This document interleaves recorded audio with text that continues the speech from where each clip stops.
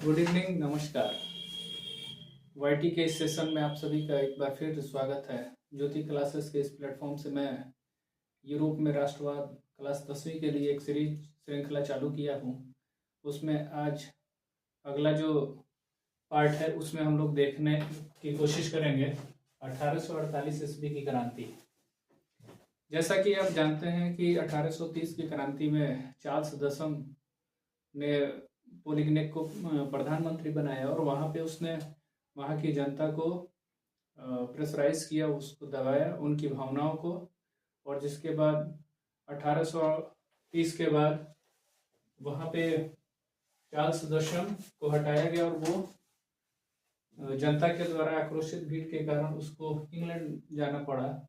और उसके बाद जनता का समर्थन पाके लुई फिलिप को फ्रांस का शासक बनने का मौका मिला। लुई फिलिप चूंकि जनता का नागरिक गया, लुई फिलिप को सिटीजन किंग कहा जाता है। और इसका समय काल की बात करें तो 1830 से 48। चार्ल्स दशम ने जिन जिन कार्यों को किया था जिससे फ्रांस की जनता आक्रोशित हुई थी, उसके लिए लुई फिलिप ने लगभग 18 वर्षों तक 1830 से 1848 तक इसने शासन किया। और ये जब जनता का समर्थन पाने के बाद जब ये वहाँ का शासक बना तो इसने बहुत सारा सुधार काम किया नहीं, और जिससे फ्रांस की जनता एक बार फिर आक्रोशित होने शुरू हुई। इसकी अगर बात करें लुई फिलिप, तो इसने पीएम गीजो को बनाया।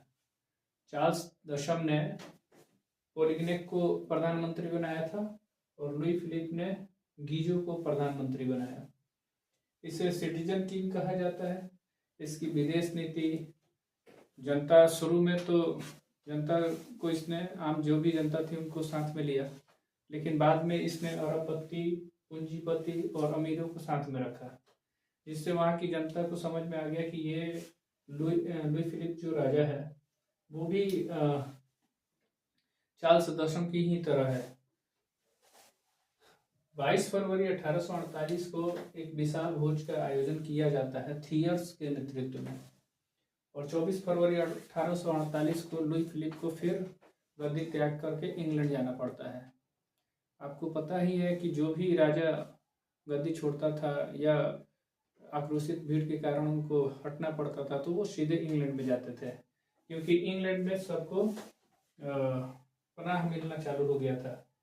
इसी में ये आयोजन इसलिए किया गया था भोज का कि इसमें इन लोगों ने, जो आम जनता थी, उन लोगों ने विचार विमर्श कर लिया था कि अब क्रांति करने का समय आ गया है। और इसी की वजह से 24 फरवरी 1848 को लुई फिलिप को गद्दी छोड़ना पड़ा। इसमें गणतंत्रवादियों का नेता लामार्टिन को चुना गया और सुधारवादियों की तरफ से नेता लुई बला था। इन दोनों के आपस के मतभेद के कारण यहाँ पे लुई नेपोलियन फ्रांस का शासक बना। इसके कारण की अगर बात करें तो बेरोजगारी और गरीबी थी फ्रांस में, निरंकुश राजशाही चालू हो गया था, लोगों को अपना अधिकार नहीं मिल रहा था, प्रेस पर रोक लगा दिया गया था लुई फिलिप के कारण, लुई फिलिप के द्वारा। इसलिए ये क्रांति हमको देखने को मिलती है। इसे यूरोप की जनता का बसंत भी कहा जाता है, क्योंकि ये वो दौर था जहाँ पे जनता को अपने राइट्स, अपने अधिकारों के बारे में पता चला।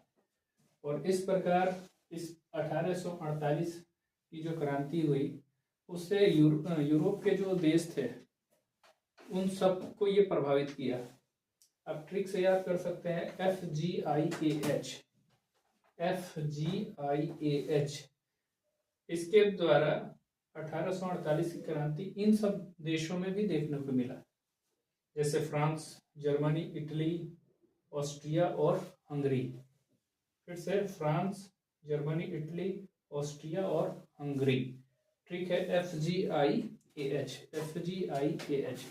जैसे मैंने पहले भी शुरुआती क्लास में मैंने बताया था कि फ्रांस में यदि सर्दी होता था तो पूरा यूरोप छींकता था। इसका मतलब उस समय फ्रांस बहुत ही पावरफुल देश था।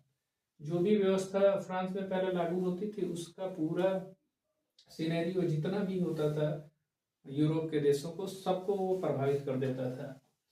और फ्रांस जब गणतंत्र हुआ उसके बाद जितने भी ये देश हैं उन सब में राष्ट्रीयता की भावना जाग गई। और चूंकि यूरोप का राष्ट्रवाद पाठ ही है, तो राष्ट्रवाद का मतलब ये राष्ट्र से एकदम प्रेम भावना को दर्शाता है। और जो पुरातन व्यवस्था थी उसको सारे जनता अधिकार समझ के उस पर अटैक की और फाइनली फ्रांस की क्रांति हुई। आगे चल के इन देशों में हम देखेंगे जर्मनी का एकीकरण, इटली का एकीकरण। यहाँ से अब चैप्टर और डेप्थ की तरफ जाएगा। और मुझे उम्मीद है कि आपको ये श्रृंखला बहुत पसंद आ रही है। मेरे अगर प्रयास से आप अगर खुश हैं तो आपसे हाथ जोड़ के विनती है कि मेरे वीडियो को लाइक, शेयर और सब्सक्राइब ज़रूर करें। फिर मिलते हैं अगले कड़ी में। हम देखेंगे जर्मनी और इटली का एकीकरण। अगर आपको किसी भी इसमें जो अभी तक पढ़ा है उसमें डाउट है तो एक बार फिर कमेंट करके बताएं। और मुझे यकीन है आपको इतिहास पर अब एक समझ विकसित हो रही होगी। और ये नोट्स भी बना सकते हैं। यदि आपको नोट्स चाहिए तो आप कमेंट करेंगे, मैं इसका PDF बना के आपको टेलीग्राम के जरिए या फिर और जो सोर्स हैं, सोशल मीडिया का ज़माना है आज, तो वहाँ पे मैं आप सभी को ये चीज़ भी प्रोवाइड कर दिया करूँगा। तो इसके बाद एक शॉर्ट वीडियो डाला जाएगा जिसमें आप सभी को इनसे रिलेटेड कुछ क्वेश्चन भी, ऑब्जेक्टिव टाइप के क्वेश्चन जो बनते हैं वो आपको प्रोवाइड किया जाएगा। उसको भी आप लोग कमेंट करके बताएं कि आपकी तैयारी कैसी चल रही है। फिर मिलते हैं नेक्स्ट वीडियो में, तब तक के लिए जय हिंद।